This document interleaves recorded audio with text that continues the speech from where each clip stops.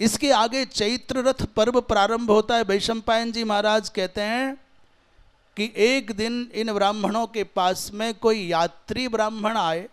पहले लोग पैदल ही चलते थे और यही संदेश वाहक और यही सूचनाओं के आदान प्रदान का माध्यम होते थे। वो ब्राह्मण देवता कथा कहने में बड़े कुशल थे, बड़ी अच्छे ढंग से बात कहने का भी अपना लहजा, अपना ढंग होता है। कोई व्यक्ति कम शब्दों में बहुत बड़ी बात कह जाता है और कोई बहुत बोलता है तो उसका कोई सार नहीं होता। उस ब्राह्मण देवता के मुख से ये वृत्तांत श्रवण करने को मिला कि द्रौपदी का स्वयंवर होने वाला है। और जैसे ही द्रौपदी शब्द सुना तो पांडवों की आंखों में चमक आ गई। आपस में एक दूसरे को प्रश्नात्मक दृष्टि से अब क्या करें पूछा। जन्मेजय ने, महाराज द्रौपदी का जन्म कैसे हुआ? तो ब्राह्मण देवता उत्तर दे रहे हैं, नरपुंगवो। जन्मेजय को वैशंपायन जी महाराज सुना रहे हैं और उन पांडवों को वो ब्राह्मण देवता द्रौपदी के जन्म का प्रसंग सुनाते हैं। महाभारत के अंतर्गत एक ऐसी विचित्र घटना हुई। द्रुपद और द्रोणाचार्य दोनों बचपन के विद्यार्थी जीवन के बड़े गहरे मित्र थे और मित्रता का कारण था कि द्रोणाचार्य जिस गुरुकुल में पढ़ते उसके आचार्य पिताजी थे, उनके आचार्य पुत्र थे। और द्रुपद महाराज के पुत्र थे, उस राज्य के राजा के पुत्र थे। वो राजपुत्र और वो गुरुपुत्र दोनों में बड़ी प्रगाढ़ मैत्री हो गई। द्रोणाचार्य बड़े संयत, बहुत सीमित शब्दों का प्रयोग करने वाले, बड़े संयमी, बड़े स्वाभिमानी, बड़े तितिक्षु। और दो शब्द द्रोणाचार्य में घटित होते हैं, उनको परिग्रह करना बिल्कुल स्वीकार नहीं था। उनको प्रतिग्रह के लिए हाथ फैलाना बिल्कुल स्वीकार्य नहीं था। और उन्होंने मन में ठान लिया था, जीवन चाहे जैसे चले पर मैं कभी किसी के आगे दीन बन करके, याचक बन करके नहीं जाऊंगा, किसी की नौकरी नहीं करूंगा, चाहे जो हो जाए। और इसका परिणाम यह हुआ कि एकमात्र इकलौता पुत्र अश्वत्थामा उसको दूध न उपलब्ध करा सके। अपने पुत्र को आटा घोल करके पीते हुए देख करके प्रसन्न हुआ जान करके द्रोणाचार्य के हृदय में ऐसी वेदना हुई, मैं कैसा अभागा, इतना विद्वान, इतना महान संसार मेरे त्याग की पूजा करता है और मैं अपने एक इकलौते पुत्र को दूध नहीं पिला सकता, गाय नहीं मेरे पास। कहते हैं पूरे के पूरे परिक्षेत्र में भ्रमण करके गौ याचना की,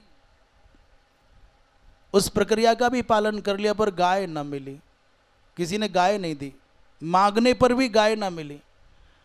तो वो अपने बचपन के मित्र द्रुपद ने कहा था कि भैया मैं वचन देता हूं मैं राजा बनूंगा, जब कभी मित्र तुमको आवश्यकता पड़े, तुम त्यागी विरक्त हो तो मेरे यहाँ आना, मैं तुम्हारे सब संकल्पों को पूरा करूंगा, इच्छाओं को पूरा करूंगा। महाराज भगवान कृष्ण को मैत्री निभाना आता है पर संसार के सब लोगों को संबंध निभाना नहीं आता। द्रोणाचार्य उसी विश्वास के भरोसे अपने मित्र राजा द्रुपद के पास पहुंचे तो तिरस्कार हो गया, तिरस्कार हुआ। ये कथा चूंकि पीछे आ चुकी है इसलिए संक्षेप में कहकर आगे बढ़ जाए। महाराज उस अपमान से पीड़ित होकर के द्रोणाचार्य को एकमात्र मार्ग सूझा कि अब हस्तिनापुर चलें।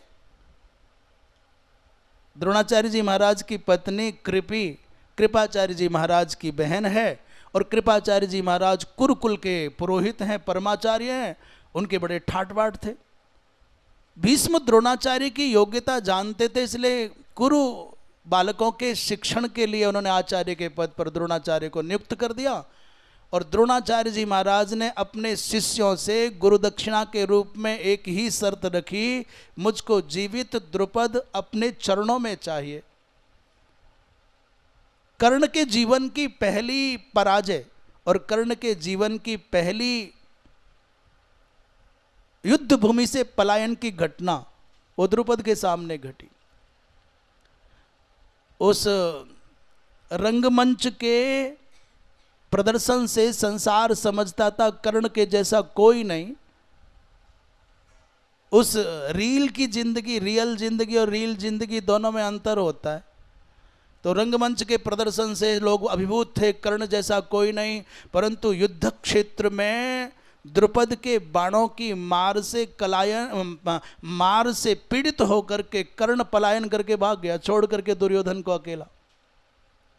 और तब अकेले अर्जुन ने अपने रथ के सम्मुख भीम को रखा, अपने दोनों रथ के पहियों की रक्षा में नकुल और सहदेव को रखा, और अकेले अर्जुन ने महाराज द्रुपद को पराजित करके जीवित पकड़ा और गुरु द्रोणाचार्य के सम्मुख प्रस्तुत कर दिया।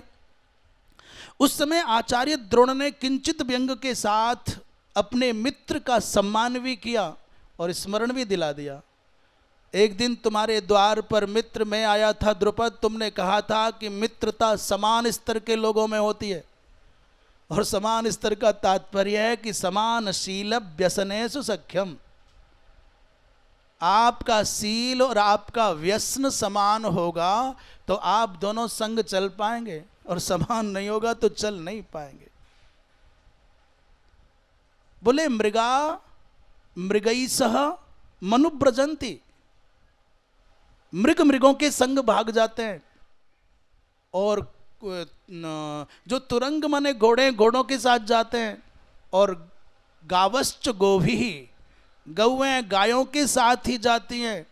ऐसे ही श्रेष्ठ चिंतन करने वाला व्यक्ति अपने स्तर के चिंतन करने वाले का संग खोजता है, और निकृष्ट सोच का व्यक्ति अंततः निकृष्ट व्यक्ति का संग पकड़ लेता है। माने मेरा तंबाकू खाने का अभ्यास है, तो आप देख लेना चारों ओर बिना मतलब के तंबाकू वाले आ जाएंगे।